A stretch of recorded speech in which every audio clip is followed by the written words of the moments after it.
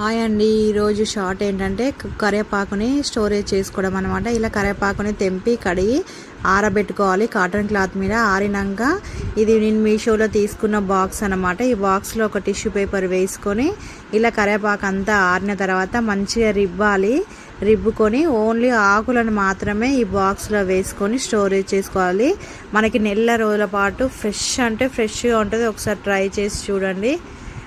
ఆకుకు తడి ఉంటే మాత్రం ఖరాబ్ అవుతుంది. మనం తడి లేకున్నంతసేపు ఆరబెట్టుకొని అలా ఆరిన తర్వాత ఇలా టిష్యూ పేపర్ వేసుకొని కింద కరివేపాకు వేసుకొని మళ్ళీ పైన కూడా టిష్యూ పేపర్ పెట్టుకొని బాక్స్లో పెట్టుకొని స్టోరేజ్ చేసుకుంటే మనకు మంచి స్టోరేజ్ అవుతుంది.